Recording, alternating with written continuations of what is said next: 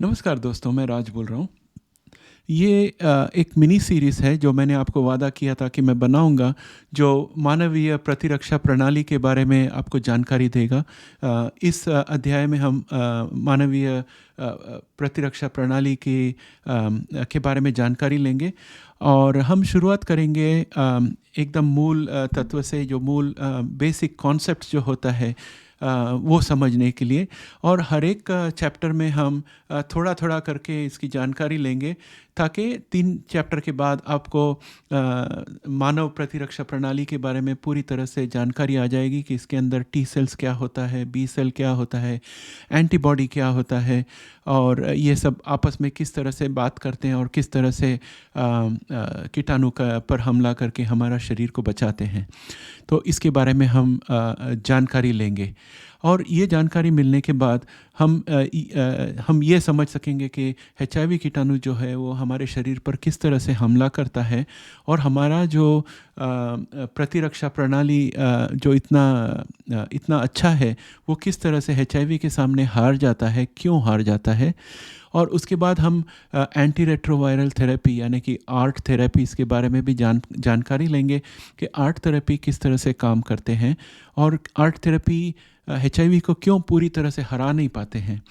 फिर उसके बाद हम ये भी देखेंगे कि अब जो वैक्सीन्स बन रही है और नए थेरेपीज़ आ रहे हैं, जैसे अमेरिकन जीन टेक्नोलॉजीज़ के AGT103 है, एक्सिशन बायो के EBT101 है और टेल अवीव की वैक्सीन है, ये सब किस तरह से काम करते हैं और ये हमारे प्रतिरक्षा प्रणाली को किस तरह से इस्तेमाल करते हैं ताकि वो HIV को हरा सके।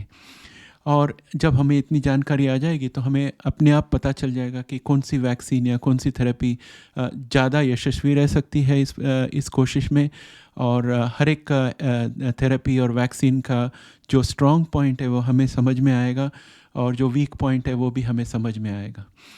तो इसलिए मैं ये मिनी सीरीज़ बना रहा हूँ और इससे आपको पता चल जाएगा। आपके मन में हमेशा यही सवाल आता है कि वैक्सीन कब आने वाला है, पूरी तरह से क्योर कब होंगे और क्लिनिकल ट्रायल में कब जा सकते हैं।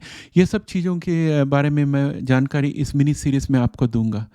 तो हर एक एपिसोड के दो वर्जन्स होंगे। पहला वर्जन होगा इंग्लिश में और उसके साथ साथ हिंदी में भी वर्जन रिलीज़ करूँगा। तो हर एक एपिसोड के 2 वर्जन होंगे, एपिसोड 1 इंग्लिश, एपिसोड 1 हिंदी। और अगर आप में से कोई इंग्लिश और स्पेनिश दोनों जानता हो और जो मुझे इंग्लिश से स्पेनिश में अनुवाद करने में मदद कर सकता हो, तो आप कमेंट में लिख दीजिए कि मैं आपको इंग्लिश टू स्पेनिश ट्रांसलेशन में मदद कर सकता हूं। तो फिर मैं आपका धन्यवाद करूंगा, क्योंकि बहुत सारे स्पेनिश वाले हैं जो स्पेनिश में वीडियो देखना चाहते हैं। उनके लिए मैं इंग्लिश में स्पेनिश सबटाइटल्स लगाकर प्रेजेंट करूंगा, तो वो भी बहुत खुश हो जाएंगे। तो ये कहने के बाद मैं ये फाइनली ये बताना चाहूँगा कि आप अगर इस सीरीज़ में हर एक वीडियो को देखना चाहते हो, कोई भी वीडियो को मिस नहीं करना चाहते हो, तो आप तुरंत सब्सक्राइब और नोटिफाई बटन प्रेस कर लीजिए, ताकि आपको ये पता चल जाएगा। इसके साथ हम अभी शुरुआत करते हैं अध्याय का।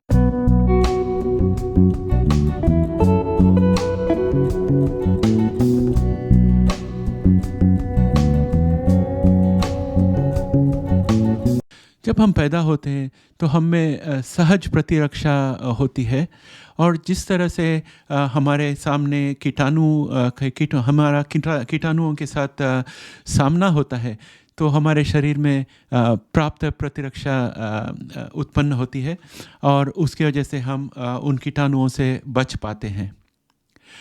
सहज प्रतिरक्षा जो है उसमें इस तरह के इम्यून सेल्स होते हैं जिसे मैक्रोफेजेस कहते हैं और न्यूट्रोफिल्स कहते हैं। वो इस तरह से काम करते हैं कि शरीर के अंदर जो कीटाणु आ जाता है उसको वो चारों तरफ से घेर के उन्हें डुबा देते हैं और उन्हें मार डालते हैं। तो इस तरह से मैक्रोफेजेस और न्यूट्रोफिल्स काम करते हैं। और सहज प्रतिरक्षा में और भी छोटे छोटे मॉलिक्यूल्स होते हैं हमारे शरीर में, जिनका नाम है इंटरफेरॉन एंड कॉम्प्लीमेंट प्रोटीन्स। ये भी हमें कीटाणुओं से बचने में मदद करता है। लेकिन ये सब जो है एकदम साधारण कीटाणुओं से हमें बचा सकता है, लेकिन थोड़े सख्त कीटाणुओं से बचाना हमें बचाना इनको बहुत मुश्किल पड़ता है। उदाहरण के लिए मैं ये बताऊंगा कि जब बच्चा पहली बार गिरता है और उसके घुटने में लग जाता है, तो जो सहज प्रतिरक्षा है वो पहले काम करता है, और जहाँ पर खून निकला हुआ होता है वहाँ पर पहले खून बहना बंद हो जाता है, फिर उसके ऊपर काला स्किन आ जाता है, यानी कि चमड़ी आ जाती है, जो फिर बाद में थोड़े दिन के बाद सूख कर गिर जाती है। तो ये जो है ये सहज प्रतिरक्षा का एक एग्जाम्पल है। मगर अगर उस बच्चे को उस वक्त चोट के साथ अगर टेटनस का कीटाणु उसके शरीर में चला जाए तो बच्चा उसको संभाल नहीं पाएगा। तो उसे टेटनस जैसे कीटाणुओं से बचाने के लिए उसे प्राप्त प्रतिरक्षा की ज़रूरत पड़ती है, और प्राप्त प्रतिरक्षा के लिए हम शरीर को वैक्सीन देते हैं।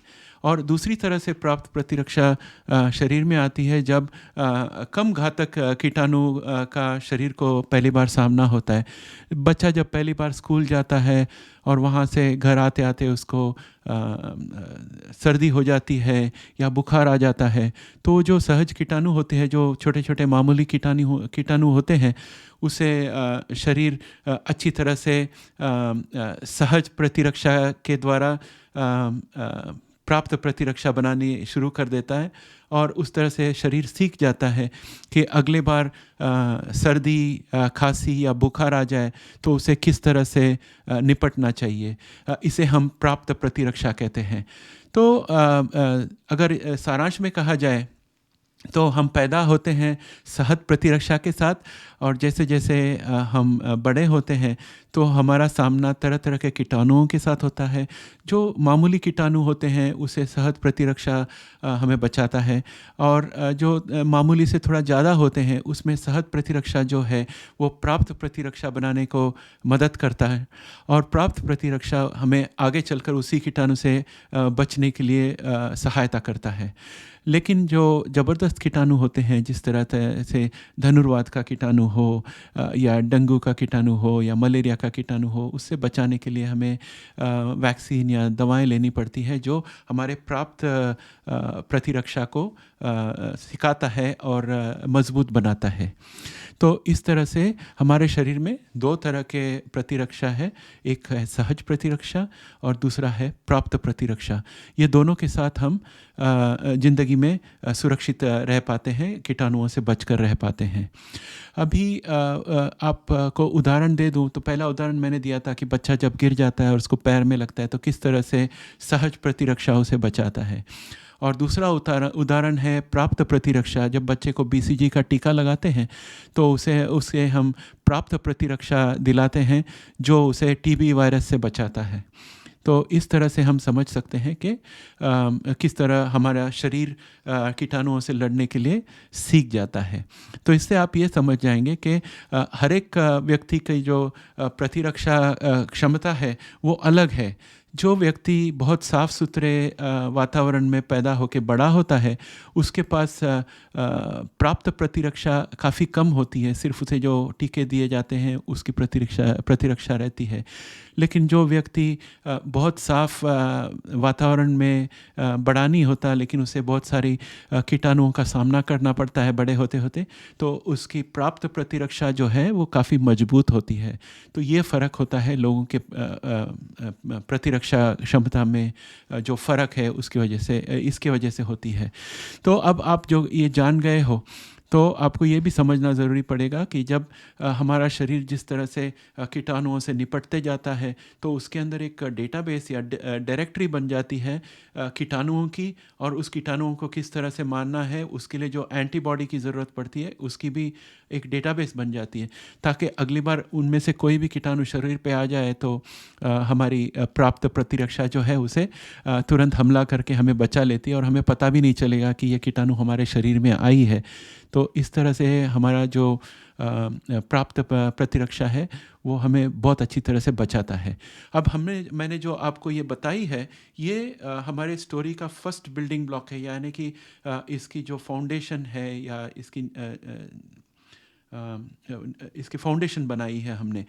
आगे चलकर जो भी एपिसोड होगा, हर एक एपिसोड में हम छोटे छोटे भाग इसके ऊपर बिल्डअप करेंगे, इसके ऊपर और सीखेंगे। तो अगला जो एपिसोड आने वाला है उसमें हम देखेंगे कि T cell, B cell, antibody, ये सब किस तरह से आपस में काम करके हमें कीटाणुओं से बचाते हैं। तो वो होगा नेक्स्ट एपिसोड। इस तरह से हम एक अच्छी तरह से जानकारी ले लेंगे कि हमारी जो प्राप्त प्रतिरक्षा है वो किस तरह से हमें कीटाणुओं से बचाती है। फिर उसके बाद हम HIV कीटाणु के बारे में जानकारी लेंगे डिटेल में कि वो हमारे शरीर में किस तरह से आती है और किस तरह से वो हमारे प्राप्त प्रतिरक्षा को चकमा देकर छुप के शरीर में रहती है, ताकि वो हमें ज़िंदगी भर परेशान करते रहे। और उसके बाद हम ART के बारे में जानेंगे, एंटी रेट्रोवायरल थेरेपी, और एंटी रेट्रोवायरल थेरेपी किस तरह से हमारे प्राप्त प्रतिरक्षा के साथ काम करते हुए HIV को दबाए रखती है। और ये सब जानकारी मिलने के बाद हम AGT 103 की जो अमेरिकन जीन टेक्नोलॉजी की जो HIV वैक्सीन है उसके बारे में जानेंगे। EBT 101 जो एक्सिशन बायो की वैक्सीन है उसके बारे में जानेंगे। टेल अवीव वैक्सीन के बारे में जानेंगे।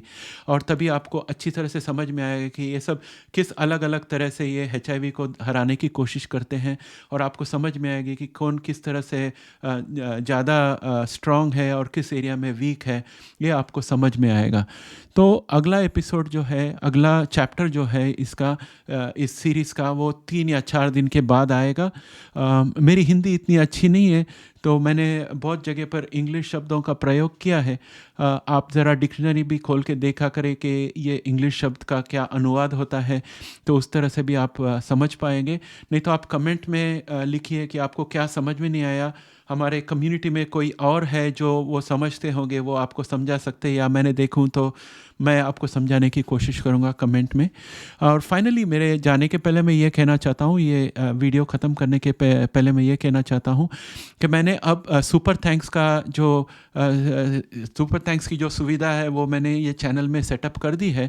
आप हर एक वीडियो जो है उसमें, मेरे हर एक वीडियो में अगर आप देखोगे तो स्क्रीन में नीचे बॉटम राइट साइड में आपको 3 डॉट्स दिखाई देंगे इस तरह से, और वो 3 डॉट में अगर आप क्लिक करोगे तो एक मेन्यू ऊपर आएगा। उस मेन्यू में एक हार्ट जैसे निशानी है, अगर आप उसको क्लिक करोगे तो आप इस चैनल को सहायता कर सकते हो, ताकि हम आगे चलकर इस तरह के बहुत वीडियो बना सके, और हम अनुवाद करने के लिए किसी की मदद ले सकते हैं, और अच्छी तरह से रिसर्च करने के लिए जर्नल्स वगैरह पे हम लोग सब्सक्राइब कर सकते हैं। उसके लिए हमें सहायता मिलेगी।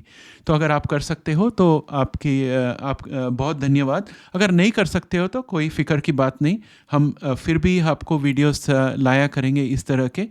तो आप इसके अगले किस्त के लिए आप तैयार रहिए।